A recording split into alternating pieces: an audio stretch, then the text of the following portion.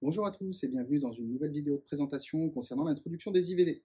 Aujourd'hui, nous allons voir une fonction qui est la prévention de gestes suspects.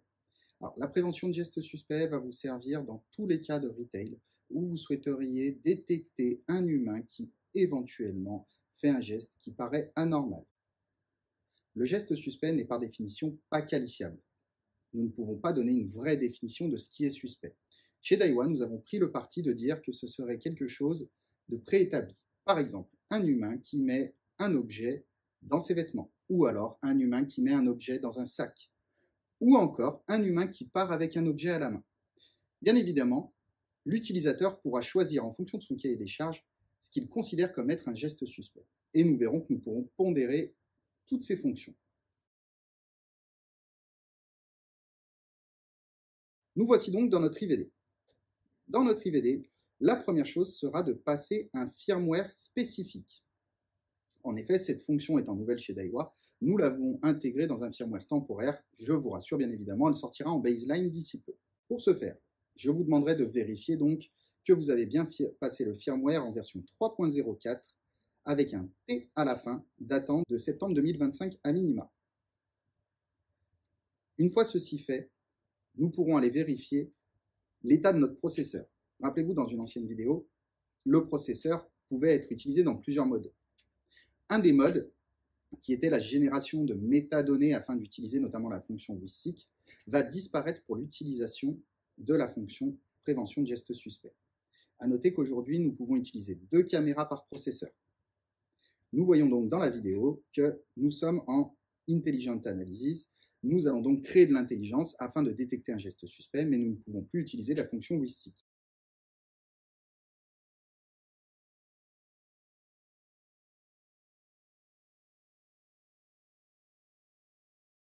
Une fois ceci fait,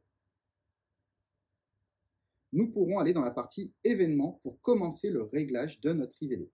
Nous voyons alors apparaître un menu qui s'appelle Loss Prévention. J'ai laissé mon IVD en anglais pour la démonstration. La prévention de gestes suspects devra être activée. Comme toujours, c'est l'IVD qui travaillera en back-end et non pas vos caméras. Vous pourrez donc utiliser n'importe quelle caméra de votre installation.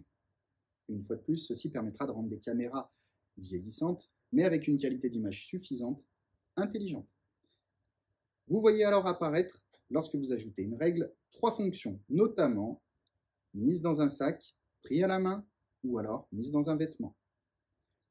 Une fois de plus, cela concernera votre objet. Vous choisirez la fonction que vous souhaitez activer. Je vous rassure, sur une caméra, vous pouvez activer les 3 fonctions. Cela ne prend qu'une seule ressource par rapport aux 2 maximum sur votre processeur.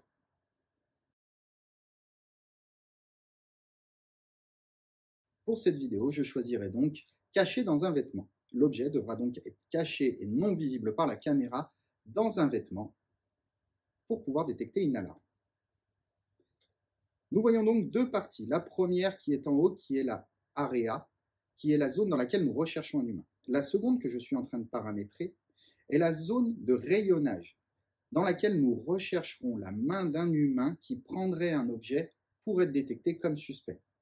Cela va nous permettre de filtrer notamment les humains qui seraient à proximité d'un rayonnage, mais dont la main ne pénétrerait pas dans la zone, mais qui iraient dans leur poche, par exemple pour ranger un téléphone lorsque l'on est en communication, afin de filtrer ces fausses alarmes. Nous dessinerons donc la zone de rayonnage et comme toujours, nous pourrons déclencher des actions, notamment la première qui va être l'audio de la caméra ou alors son flash lumineux, mais une nouvelle fonction qui est le pop-up sur une fenêtre.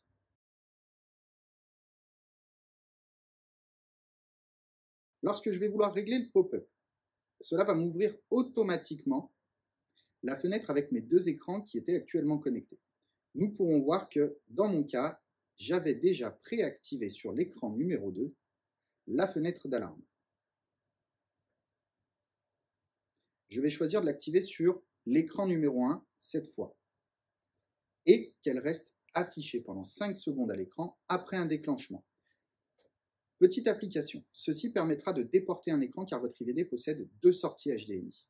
Vous pourrez ainsi utiliser l'écran secondaire comme une fenêtre d'alarme, permettant à un opérateur ou à quelqu'un dont c'est le rôle de visualiser et de réceptionner ces alarmes afin d'avoir notamment la réaction adaptée. Nous voyons deux notions qui apparaissent, First Alarm Time et Repeat Alarm Time.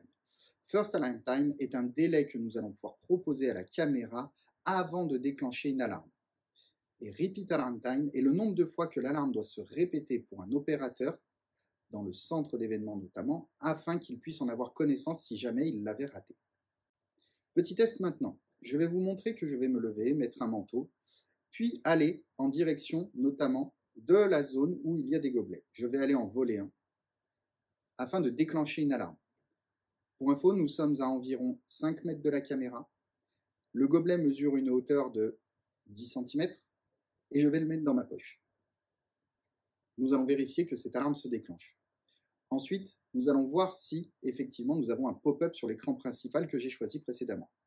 Je vais vous montrer ce que ça donne.